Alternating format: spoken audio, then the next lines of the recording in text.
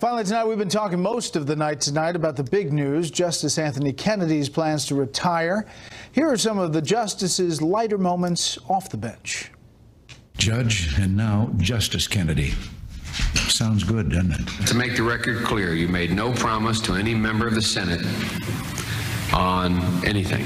Other than that I would be frank and candid in my answers. Any member said they were influenced to go to law school by a movie. And so I thought, well, this will be 12 Angry Men or Witness for the Prosecution. No. Legally Blonde. Mary got it on Netflix and we watched it, and it's actually pretty good. People ask me before I go on the bench, do I get nervous? I said, no, not at all. When I was on the other side, I got terribly nervous. The job is no good if you can't argue.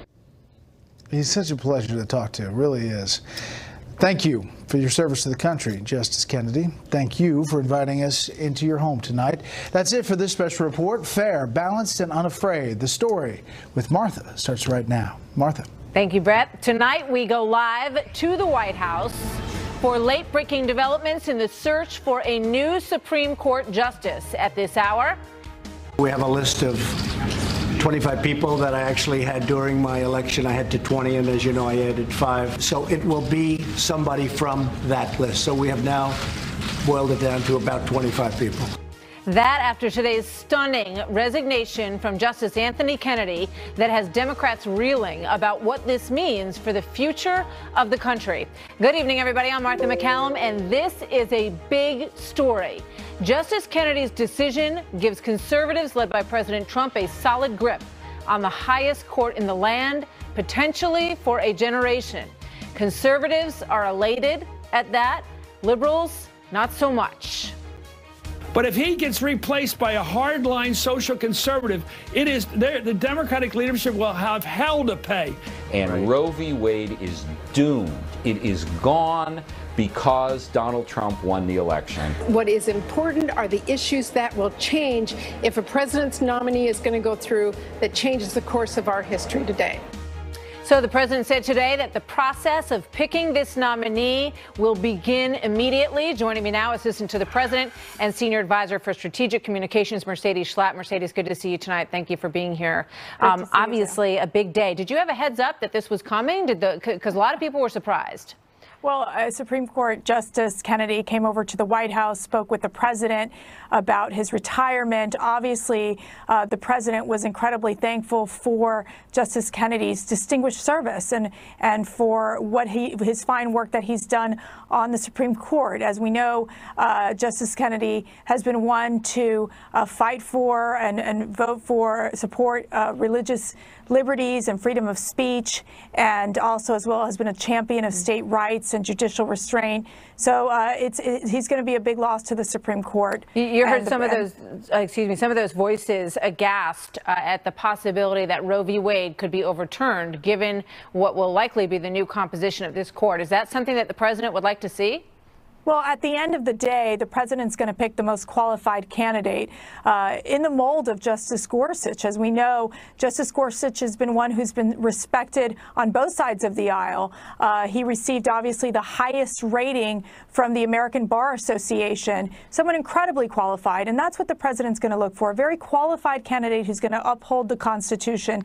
As we know, when it comes to the judicial system, it's one that has to interpret the law, not make the law. And what we've seen in so many cases in many of these activist judges across the country, it's that of activism in the courts. And so for the president, this idea of ensuring that we have a qualified individual who's going to uphold the Constitution, ensure that there's judicial restraint, and keep the court where it is, I think that's the priority for this president. All right. So you're not going to tell me whether or not that's a litmus test for this president in terms of judges and in terms of what he's looking for, overturning Roe v. Wade. As you know, the president is going to most likely pick from that list of 25. And again, I think we got to look at it from the sense that it's the mold of Justice Gorsuch, someone who is incredibly respected in the legal field and someone who obviously received the highest rating from the American Bar Association. And that's what he's looking for, someone incredibly qualified who's going to uphold the Constitution. And that's a priority that he has. All right, two more questions for you. Timeline. What should we expect? How quickly is this going to happen?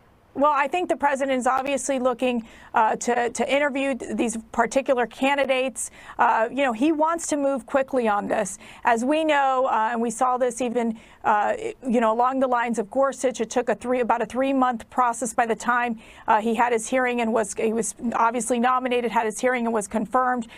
President wants to move on this quickly, and so he's expecting Congress to move in that direction. We're looking to see, obviously, when you looked at, for example, Elena Kagan in 2010, where the Democrats, it was 3 months before the midterm elections, and they were able to get her confirmed because they knew that there was no reason for there to be a holdup and to simply get her confirmed. So the goal here is not to play politics, but to ensure that this vacancy is filled on the Supreme Court. All right. What do you think this is going to fire up the base? Put your political hat on for a moment here. Is this something that you think helps Republicans as they head into the November elections? Look, I think at the end of the day, for the president, he wants to ensure that we have a Supreme Court justice put in place. We don't want to see this vacancy. I think it's very important that the Democrats cooperate with Republicans on ensuring that we have a Supreme Court justice in place. That's going to be an easy process, no doubt. That's going to go swimmingly. Look, they should follow along the lines of 2010 and Elena Kagan's confirmation, where in fact they were able to confirm Elena Kagan 3 months before the midterm elections. We don't need a whole, you know, this is a process. That was pre-Merrick Garland. I don't think they're in the same mood these days. Mercedes. Well, the Democrats' obstructionists, if they continue down that path, obviously that's going to continue to hurt them along the way, especially when you're seeing that President Trump's agenda is winning. And in fact, when he puts his name behind it, and it's where we know that his policies are winning and why Republicans can be so successful. Mercedes Schlapp, always good to see you. Thank you very much. Great to see you too. Thank you. So interesting to remember that Kennedy was not President Reagan's first choice. In fact, he was his third choice. First was Robert Bork, which we all remember. That sparked a brutal Senate battle. He was defeated. His second pick was Douglas Ginsburg, who withdrew after admitting that he had smoked marijuana, which obviously is no longer a benchmark for pretty much anything in the country. And then came Kennedy, who was viewed as the consensus nominee. Justice Kennedy's career has been marked by his devotion to a simple, straightforward, and enduring principle that we are a government of laws, not of men. Our Constitution, our form of government, is built on a bedrock value. Self-government, yes, but self-government with a purpose, which is individual liberty. Judge Andrew Napolitano is our Fox News senior judicial analyst. Can you believe there was a time when you could get bumped from this whole process for smoking pot? And you look at what's going on now in the country? Right. Oh, how the times have simpler changed. Times, right?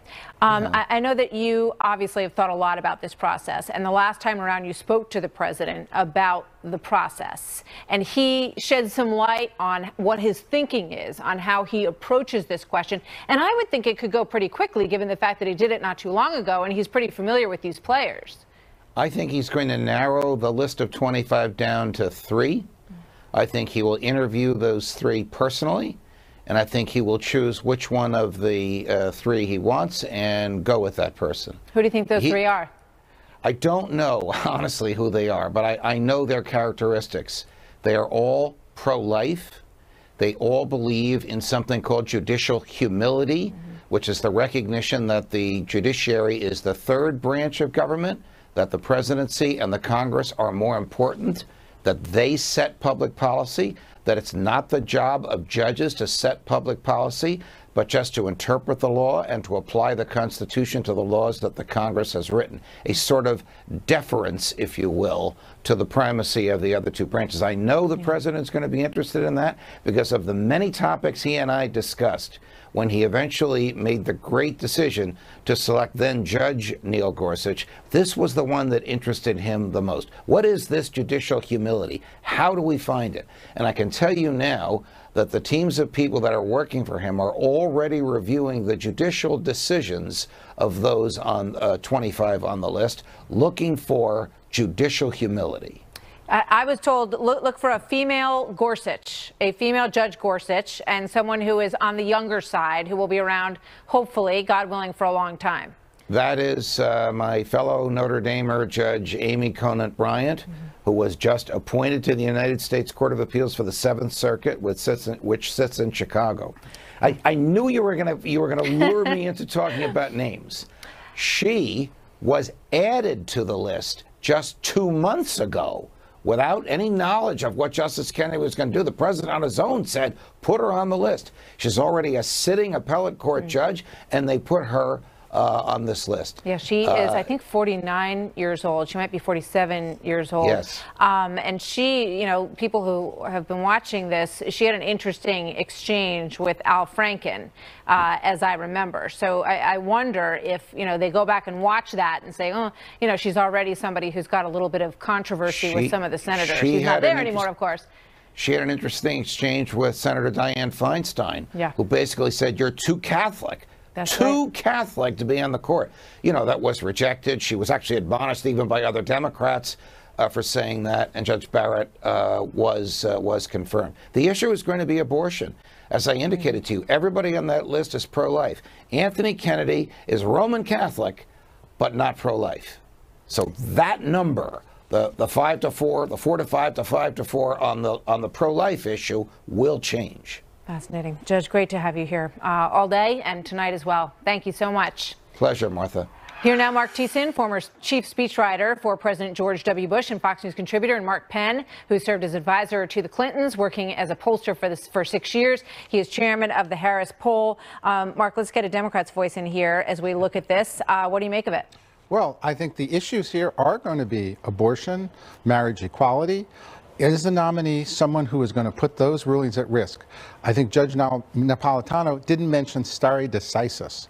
Will they continue those rulings, or will we be in for social upheaval? If it looks like social upheaval, Democrats are going to, I think, pull out all the stops, and Republicans will pay a very heavy price with women at the ballot box. Interesting.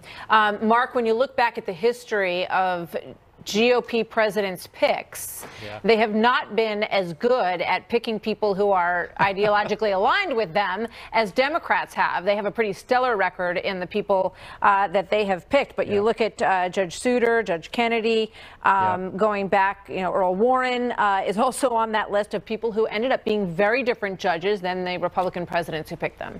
Yes, so Donald Trump needs to break with Republican precedent then, because the Democrats are batting 1,000 when it comes to putting judges on the court that toe the line, the liberal line, whereas Republicans have placed a lot of judges on the court that end up defecting to the liberal bloc. Justice Kennedy among them, who was regularly voted on some issues with the liberal bloc.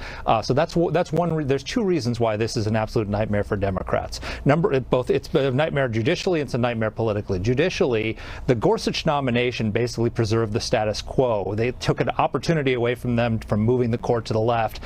Gorsuch replaces Scalia. That's the status quo ante from before that nomination. But this moves the court further to the right, because Justice Kennedy was that swing vote in a lot of cases, and we're going to have now, if Trump does his job correctly and picks from that list, a justice who does not defect the way Kennedy did. Now, politically, it's a disaster, because this is coming just as the Democrats are trying to take back the United States Senate. There are 5 Democrats running in states that Donald Trump won by double digits, and this is a nightmare for them, because they have to now, this is the last thing they want to be talking about for the next 3 or 4 months, because they can't win no matter what they do. They have to present themselves as centrists in order to win their seats. If they vote for the Trump Supreme Court nominee, the left will crucify them. If they vote against the Trump nominee, the right will crucify him, the pro-Trump movement. So there's no safe harbor for these people. This is an absolute political disaster. Joe Manchin already came out today saying, well, you know, we're going to look it over. You know, clearly this is not the thing that they wanted to happen between now and the November election. Just one other interesting note, and this really does put Justice Roberts in sort of the swing seat. He did not necessarily vote the way Republicans wanted him to on the health care vote, but other than that, he's been pretty consistent. But it kind of puts him potentially in the swing vote. Let's go to the pollster. Mark, you know, what would you advise Democrats who want to keep those Senate seats about how they handle this conundrum? Well, I think Democrats are going to be looking to get those moms back who already have a lot of questions about the Republicans and the administration. And so I think they're going to, if there isn't a nominee here who, like Gorsuch, really has to be confirmed because they're so clean in terms of their personal history, I think they're going to vote against. And I think that's what you're going to see happen here. I think the nightmare scenario for President Trump is that he puts out a nominee, the nominee gets borked, and there won't be time for a second nominee. But how can the nominee get borked? I mean, how would that work politically? Well, I think politically, if so much of a fuss is raised about an issue, it won't be marijuana anymore. I think the president would probably be well advised to pick a woman, and that will take a lot of issues, I think, off the table, and probably be good for him politically if he does that. But if the nominee gets into trouble, then there's not going to be time for a second, and then we will go to the election with this as the #1 issue, and that is good for Democrats, bad for Republicans. Great point. That's going to be fascinating to watch. Thanks, you guys. Great to see you both tonight. Still ahead, Peter Strzok is still at this hour on the hot seat behind closed doors. He has been enduring hours and hours of questioning behind closed doors on Capitol Hill, where we are told that he did answer questions about what he meant when he said that he would stop President Trump's election. Fascinating stuff. House Judiciary Chairman Bob Goodlatte was inside the hearing. He joins me next. Plus, a young New York socialist is likely to be elected to Congress in November, and there is a lot of rejoicing over that in some corners. Ben Shapiro has his hot take after the break. I get to Washington not just alone, but with an entire caucus of newly elected progressives that don't take corporate PAC money. In New York, a member of the Democratic Socialists of America has won her primary in a stunning upset. You're talking about ICE should be abolished, you know, you want government jobs, you know, guarantee government jobs. What do you say to people who say that this is just too much? Well, I think what we've seen is that working class Americans want a clear champion, and there is nothing radical about moral clarity. The DSA, as it is known, believes in the abolition of capitalism in favor of an economy run by the workers or the state. Of course, this is only a primary, but make no mistake, this win is being heralded as the start of a movement. She has a message that the Democrats have not had. She came out of nowhere, and it is a message that people on Washington are already waking up and taking the note. Alexandria Ocasio-Cortez is a sign. She is not, I think she's not an anomaly. She is not a glitch. She is a feature of a fight to come within the Democratic Party. So disdain for corporations and capitalism appears to be gaining traction in some ways in America. According to recent polling, just 42% of young people support the idea of capitalism, and socialism gets 33% among young voters. Earlier tonight, I spoke with Ben Shapiro, editor-in-chief of the Daily Wire. What do you make of this? Is it an anomaly, or do you think this is a movement? No, I do think this is a movement. I think the next wave of Democrats are going to be much closer Bernie Sanders brand Democrats than even Nancy Pelosi brand Democrats. And what you see here is the sort of howling at the moon branch of the Democratic Party, in which they throw out whatever radical proposal they want and then suggest that this is truly authentic, that moral clarity lies in making proposals that are completely untenable, that will never be paid for.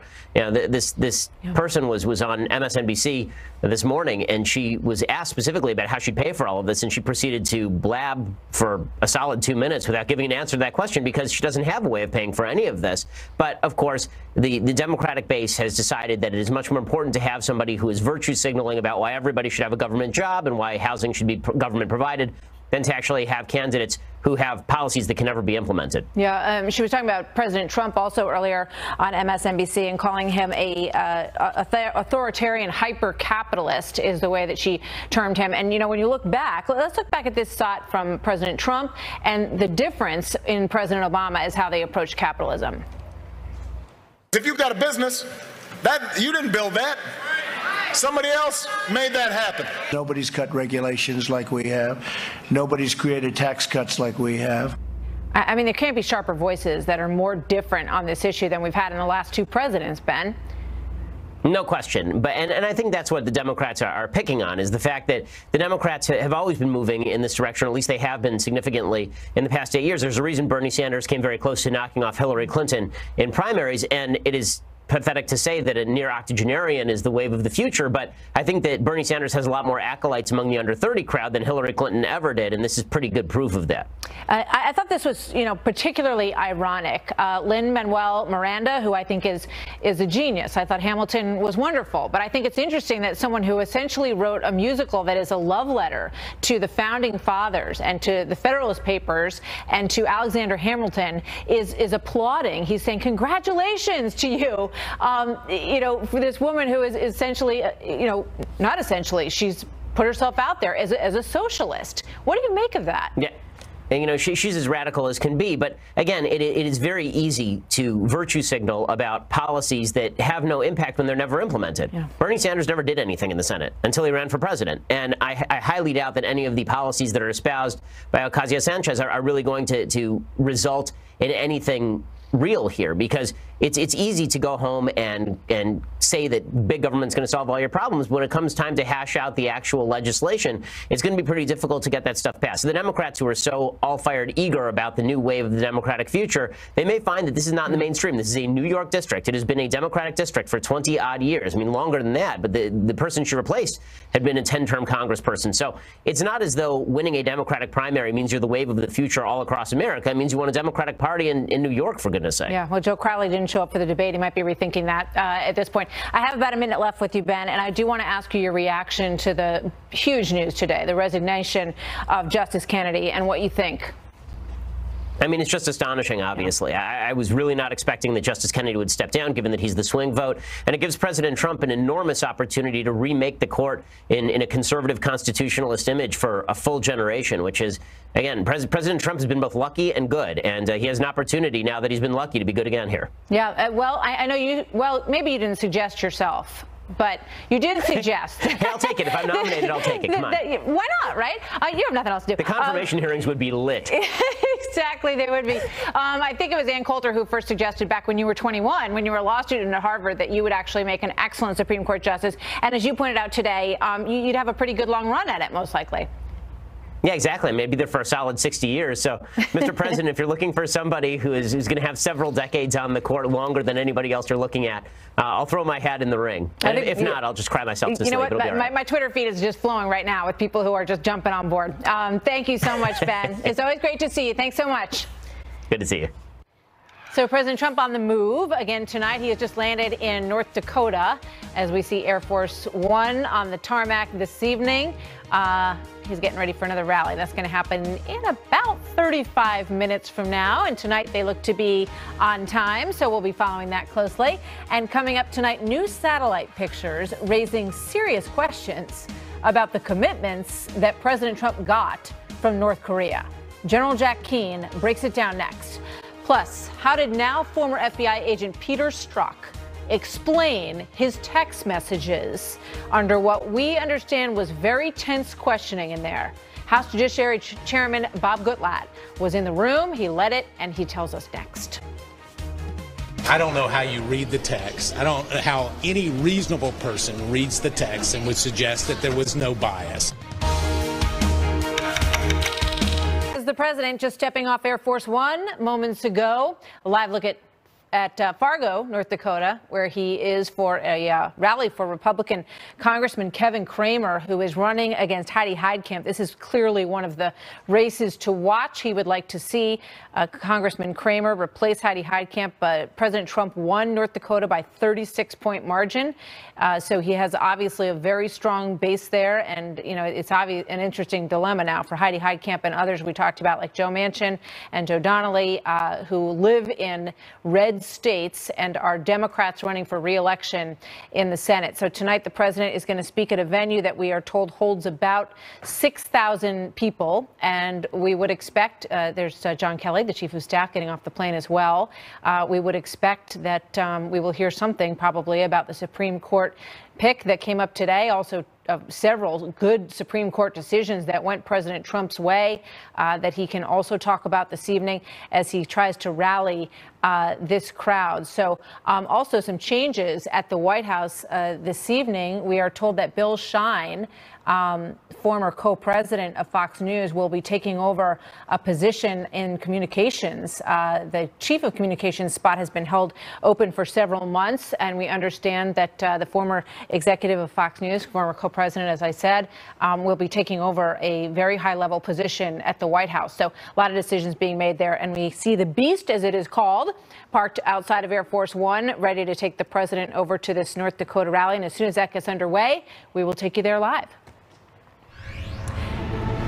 And breaking tonight out of Capitol Hill, 9 hours and counting, FBI agent Peter Strzok, top agent. This person's name is so familiar to everyone, I think, across America now. He was central to the Clinton email investigation and the Russia probe. He testified today behind closed doors about those anti-Trump texts that were uncovered that he and his girlfriend, Lisa Page, who was also working on the case, sent each other in voluminous amounts. So he was grilled during this closed-door session. House Judiciary and Oversight committees were in there. He reportedly defended those texts as part of an intimate conversation. Here now with more on what happened behind the scenes, the man who led the questioning today of Peter Strzok, chairman of the House Judiciary Committee, Bob Goodlatte. Chairman, good to see you this evening. Thank you very much for being here. Great to be with you, Martha, and your viewers. So thank you. So what did you hear in there from Peter Strzok today?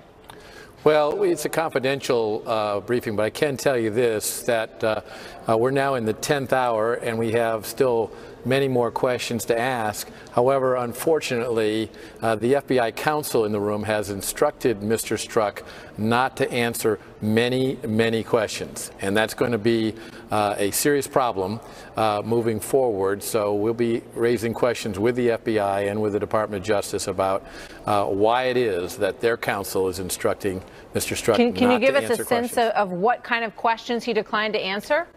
These are questions that are central to our investigation related to primarily, we're asking questions about his central role in both the investigations related to Hillary Clinton and the investigations related to the Trump campaign and so-called Russia collusion. And these are questions not about the substance of that second investigation, but about the process of his getting involved in that. And they're advising him not to answer those questions. I think that's inappropriate. And certainly not helpful to our investigation in the Congress. So I would surmise that the nature of those questions had something to do with the initiation of all of this and whether or not he authorized or initiated any informants to try to interact with members of the Trump campaign or to try to create a pretext for an investigation. Were questions along those lines answered today?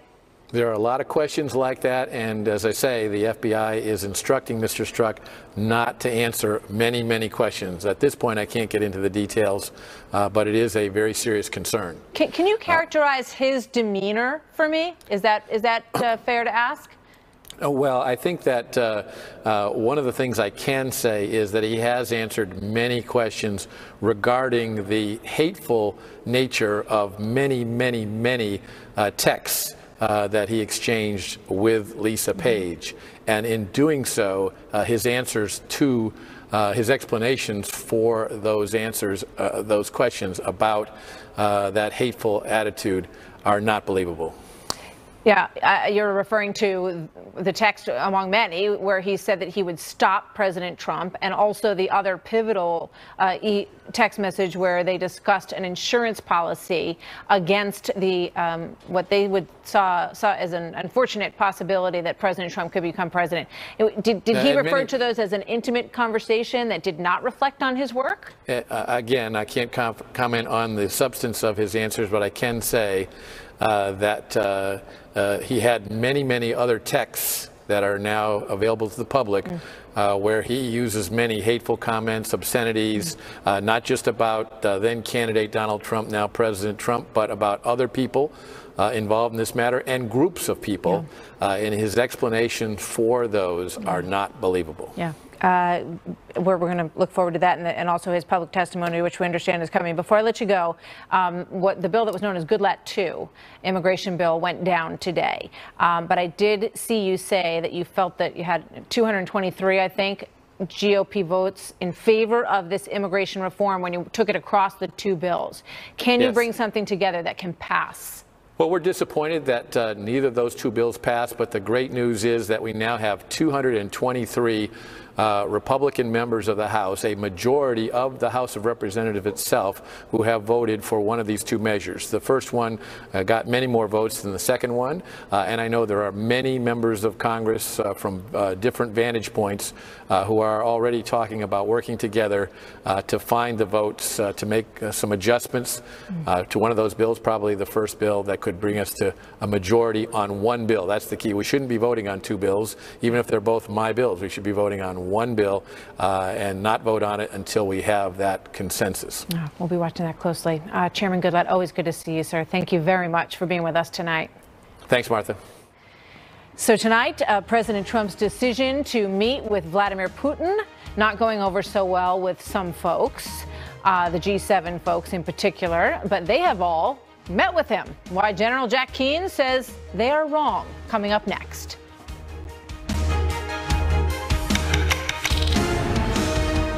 The White House and the Kremlin have agreed to a summit, and it is expected to happen next month. It would be the first formal sit-down between President Trump and Vladimir Putin. The president saying that the meeting would be good for the world. I've said it from day one. Getting along with Russia and with China and with everybody is a very good thing. It's good for the world. It's good for us. It's good for everybody. So we'll probably be meeting sometime around my trip to Europe. So some of our European allies are expressing some dismay at this suggestion. General Jack Keane is chairman of the Institute for the Study of War and a Fox News senior strategic analyst. General, good to see you as always. Good to see you, why do they have a problem with it, and should they? Well, I sort of empathize with their feelings. Certainly, Putin has earned the status of international pariah. On your show, I refer to him as a thug and a killer. And a meeting like this does give him a sense of legitimacy on a world stage that he so desperately craves, mostly for his audience at home.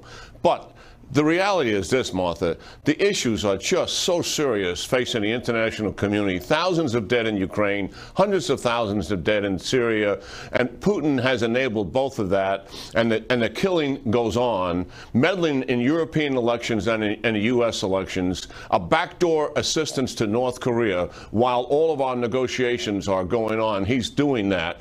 He's backing the Iranians as well. These are big issues, and I think it's very appropriate for President Trump to sit down eyeball to eyeball with this man, this powerful man who's influencing these negative events in the world, and see if we can make some progress. I mean, many of these leaders have sat down with him themselves, and the president believes that this is a way forward in terms of opening the conversation to talk about Ukraine, to talk about Crimea, to talk about their activities in Syria. How productive could it be potentially, though? Yeah, I think that's a lot to do with the president and his style. What I think about is that he believes, based on his business background, having a personal relationship is a start. And then you go into negotiations. I think he uses President Xi, and I think we should use it as a framework to look at what's going on in the president's head. He knew full well that President Xi is trampling all over our interests and our allies' interests. He was briefed in detail on that before he ever met with him. But he wanted to have a personal relationship to discuss these tough issues and get them on the table. And he keeps referring to Xi as my dear friend, he's a great leader, and the rest of it.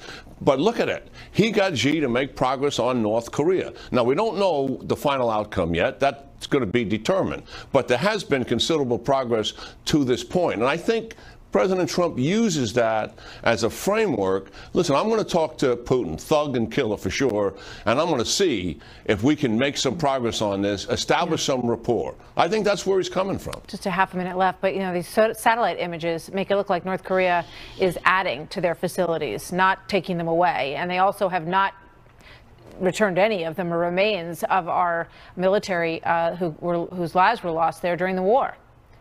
Yeah, well, I'm not going to foreclose yet on the fact that North Korea is not going to denuclearize, and they're going to forfeit everything that they said, you know, with President Trump at the Singapore summit.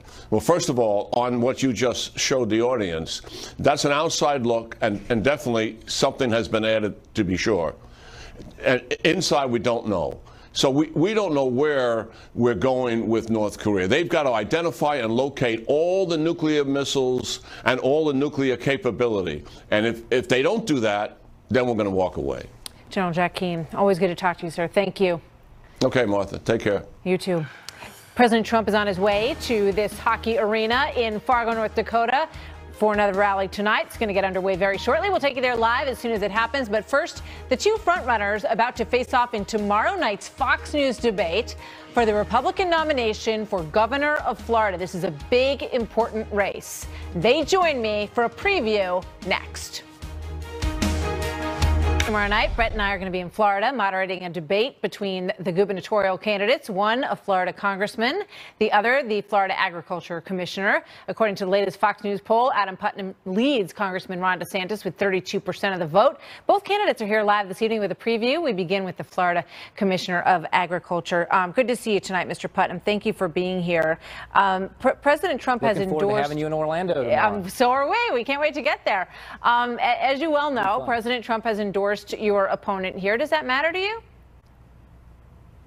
Well, I certainly am proud of everything that the president is doing to save Floridians money with Trump tax cuts. I'm thrilled that he's going to get a second pick on the United States Supreme Court so that we're going to get more decisions like we've had for the last couple of days.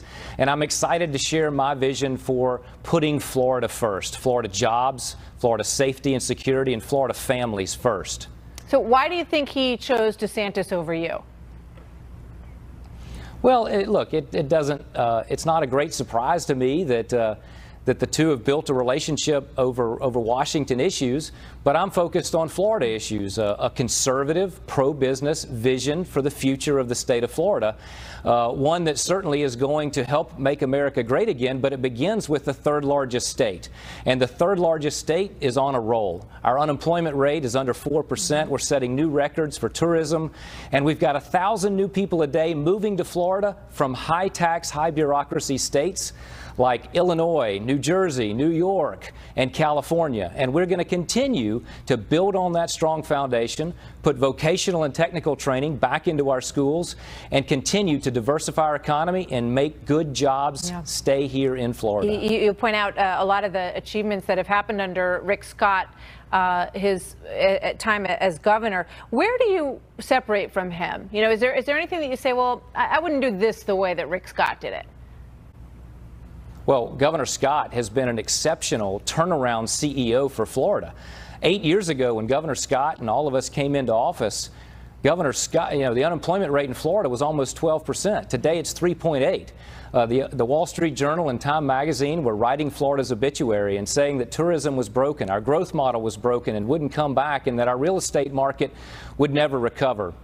And putting conservative pro-business policies in place, we're an economic engine for the nation and a magnet for talent from around the world. So Governor Scott, if he does a fraction for the United States Senate of what he's done for the great state of Florida, it's going to be an amazing thing to observe, and Washington doesn't know what's coming their way.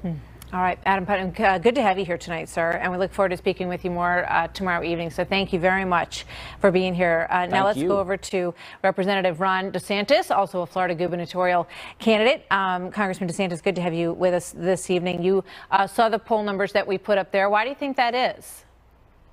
Well, Martha, my opponent's gotten a lot of special interest money. They've been raining down, I think, $11 million over the last 3 months. I've just now started our ad campaign. Obviously, we got the endorsement by the president. He had tweeted for me in December, which was great, but a lot of people, I wasn't even a candidate then. A lot of people don't even remember that. So this is a fresh reminder that the president of the United States has identified me as the guy who would be the best leader for the state of Florida. And if you look around the country, there are very few, if any, primaries, contested primaries with no incumbent, where the president has been willing to do that. And so I think that's a testament to the leadership I've demonstrated in my time in the Congress, as well as in the military, and back from a kid in Florida. So I'm very honored to have his support. And I think that your debate is going to be a focal point where people start to really focus and really scrutinize the candidates going forward. Yeah, we think so, too. It has had that impact in the past, so we're looking very much forward to doing it. Tell me what you think the defining issue is between you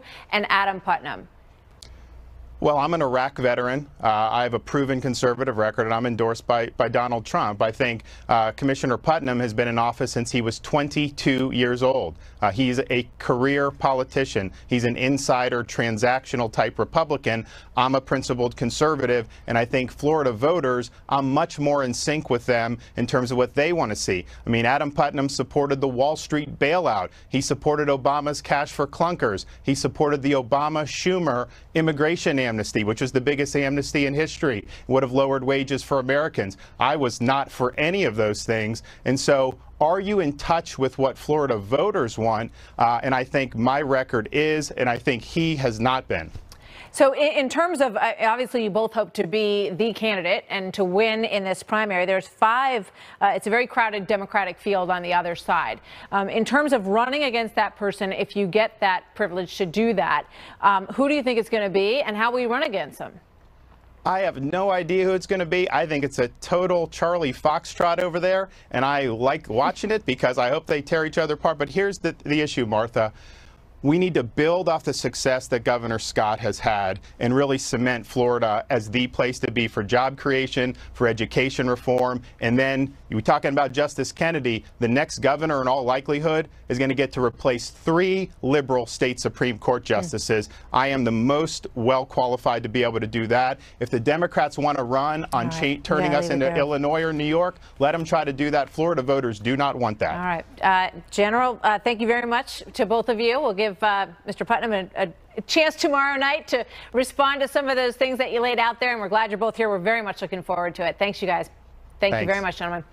All right, so as we showed you just a moment ago, there's the hockey arena in North Dakota. The president obviously traveling the country trying to have a big impact on these elections. Congressman Kramer versus Heidi Heitkamp for the Senate seat in North Dakota. We'll take you there live next.